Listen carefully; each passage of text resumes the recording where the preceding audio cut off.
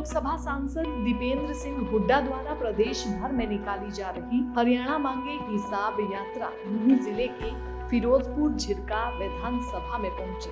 तकरीबन 1 किलोमीटर इस यात्रा में हजारों की संख्या में भीड़ उमड़ पड़ी।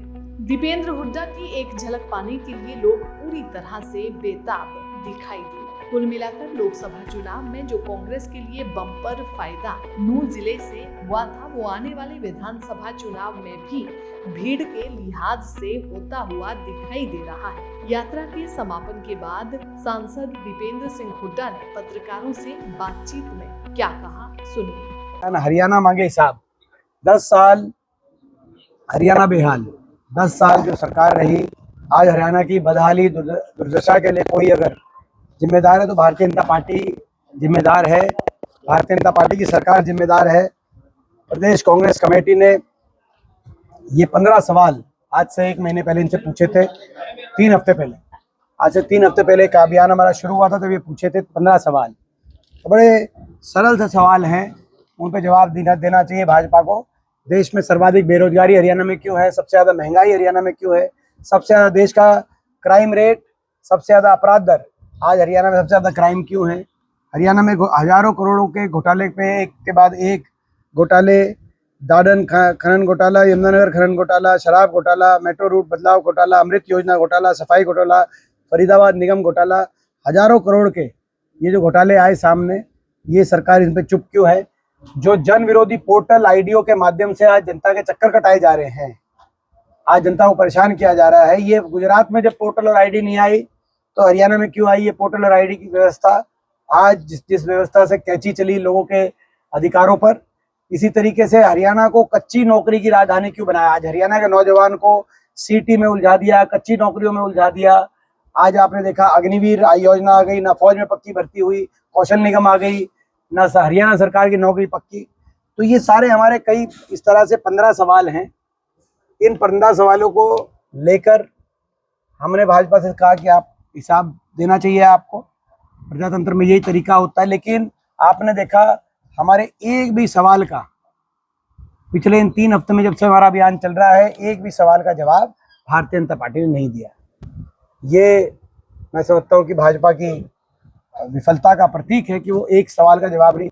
अभी 2 दिन पहले नायब सिंह जी ने, 3 दिन पहले फतेहाबाद में कहा, क्योंकि मेरा नाम लेकर तो मैं उसका उल्लेख करूंगा, उन्होंने दीपेंद्र जी सवाल पूछ रहे हैं, हिसाब मांग रहे हैं, हम ये हिसाब देते हैं और ये 10 काम गिनवाते हैं जो फतेहाबाद जिले में हुए। वो 10 काम में से 7 काम हुड्डा सरकार में हुए थे, कांग्रेस की सरकार में हुए थे। जब ये बात सामने आई, आपने देखा उन्होंने फतेहाबाद के डीपीआरओ को सस्पेंड कर दिया। जिस सरकार को यही नहीं पता, जिन सरकार मुखिया को, कि काम कौन सी सरकार में किए गए हैं, कितनी रुचि होगी उनको विकास कार्य को लेकर, आप अंदाजा लगा सकते हैं। जिनके खुद के गिनवाने लायक या तो काम नहीं है और या उनको जानकारी नहीं है, तो ऐसी सरकार तो स्वयं को सस्पेंड करे, बेचारे डीपीआरओ को सस्पेंड करे। तो कहने का मतलब ये है, आज हरियाणा को विकास की पटरी से उतारने वाली सरकार साबित हुई है और जनता में रोष है, जनता बदलाव चाहती है, परिवर्तन चाहती है। और हम ये अभियान लेकर, प्रदेश कांग्रेस कमेटी ये अभियान लेकर घर घर तक, पूरे प्रदेश तक पहुंच रही है। अभियान में आज काफी जनता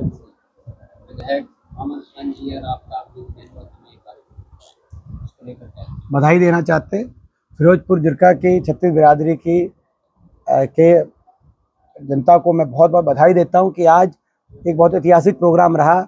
और इसके लिए जो हमारे स्थानीय विधायक हैं अमन जी, इनको भी मैं बहुत बहुत बधाई देता हूं कि इतनी अच्छी तरह मैनेजमेंट, और जो पूरा जो, क्योंकि इतनी गर्मी में आपने देखा होगा कि आज रिकॉर्ड गर्मी थी, मगर इतनी गर्मी में सारे साथी साथ चले। तो लोगों के जज्बे को भी सलाम, और ममन जी को भी बहुत बहुत बधाई। आफ्ताब जी की सरपरस्ती में मेवात के कार्यक्रम हुआ ही है, आफ्ताब जी को तो हम शुभकामनाएं दे ही रहे। मेवात की 2 बड़ी मांगे हैं, मेवात यूनिवर्सिटी और NH 248 से खूनी रोड को लेकर काफी वर्षों से मेवात के लोग मांग कर रहे हैं और आपकी भी सरकार रही है, तो इसको लेकर आप क्या कहेंगे अगर आपकी सरकार बन चुकी है? ये जो मांगे हैं, हमारे तीनों मांगों को पहली कलम से कांग्रेस पार्टी मंजूर करके काम करेगी। दुर्भाग्य है कि आपने देखा होगा, जब हमारे समय था, आप शिक्षा की यूनिवर्सिटी की बात करी, आपको याद होगा मेवात में तमाम ITI उसी समय बनी, मेवात पॉलिटेक्निक उस समय बना, हमारा मेडिकल कॉलेज उसी समय बना, अस्पताल उसी समय बना। तो एक एक करके जो और स्कूल मेवात के में हमने कितने स्कूल बनाए, आप 250 स्कूल अपग्रेड हुए। और तो ये सारी जो अपना स्कूल जो शिक्षा से जुड़ी हुई जो सारी बातें हैं। और हमने नगीना में रीजनल सेंटर की घोषणा की और उस समय कि एमडीयू पहले रीजनल सेंटर, फिर आगे जाके उसका स्वरूप यूनिवर्सिटी बनेगा। लेकिन ये अपना सरकार आते ही उसको रद्द करने का काम किया। 10 साल तक एक कोई स्कूल और एक कॉलेज भी मेवात में नया कोई बनवाने का काम, कोई आईटीआई को पॉलिटेक्निक अगर किया हो तो उसका नाम बताए, बल्कि बंद करने का काम किया गया है। यूनिवर्सिटी भी बनाएंगे। एक और हमारी मैं कहना चाहता हूँ जो हमारी रेल की लाइन जो आपने कहा, उसके अलावा रेल की लाइन 2013 में हरियाणा सरकार ने लिख के दिया, उत्तर सरकार ने, कि 3 रेल की लाइन थी, वो यमुनानगर सडोरा होते हुए चंडीगढ़ और मेवात होते हुए अलवर तक। ये रेल की लाइन हरियाणा सरकार आधा पैसा देने का सरकार ने कहा, कांग्रेस की पूर्ववर्ती सरकार ने ये रेल की लाइन पीछे।